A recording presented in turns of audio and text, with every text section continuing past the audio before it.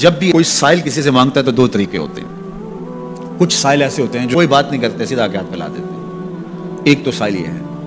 اور سائل مانگنے والے جو بڑے اچھے طریقے سے مانگنے کا بھی فن جانتے ہیں تو ان کا طریقہ یہ نہیں ہوتا کہ کسی کے آگے جا کے بس ہاتھ پھیلا دیں.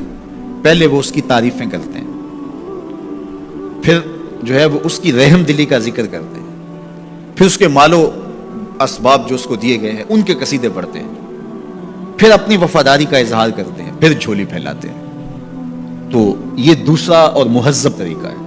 ایک تو مانگنے والا اپنی ضرورت کو یوں ہی کسی کے سامنے رکھ دے، اور ایک یہ ہے کہ مانگنے والا اپنی ضرورت کو رکھنے سے قبل جس سے مانگ رہا ہے پہلے اس کی تعریف کرے.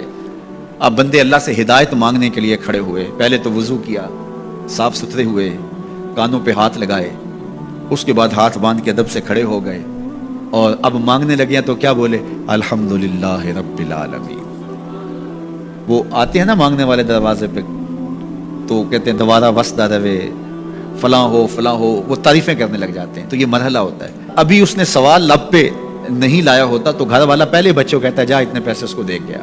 میاں وہ تو آپ کی تعریفیں کر رہا ہے، مانگ تھوڑا رہا ہے. وہ سمجھتا ہے جو تعریفیں کرنا شروع ہو گیا یہ مانگنے کے لیے تو کر رہا ہے.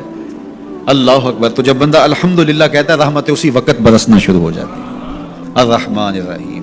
میں سخی کی دہلیز پہ کھڑا ہوں جو رحمان بھی ہے جو رحیم بھی ہے، محض اپنے کرم سے عطا کرتا ہے. رحم کی بھیک مانگ رہا ہوں. پھر کیا کہہ رہا ہے؟ مالک یوم الدین. کسی کنگال سے نہیں مانگ رہا، اس سے مانگ رہا ہوں جو مالک ہے، دنیا کا بھی مالک ہے، آخرت کا بھی مالک ہے. پھر اس کے بعد اگلی بات کیا کہتا ہے؟ ایاک نعبد و ایاک نستعین. مالک میں پوچھتا بھی تجھے ہوں اور مانگتا بھی تجھ سے ہوں. تو مانگنے والا کیا کہہ رہا ہے؟ ایاک نعبد. یہ پیشانی کہیں اور نہیں جھکتی، و ایاک نستعین. یہ جھولی کسی اور چوکھٹ پہ پھیلتی نہیں. وہ کریم، وہ مالک رب جو تمام جہانوں کا رب ہے، میں اس کی دہلیز پہ کھڑا ہوں اور آیا سیدھا اسی کی دہلیز پہ ہوں. نہ اس سے پہلے کسی در پہ گیا ہوں نہ اس کے بعد کسی در پہ جانا ہے.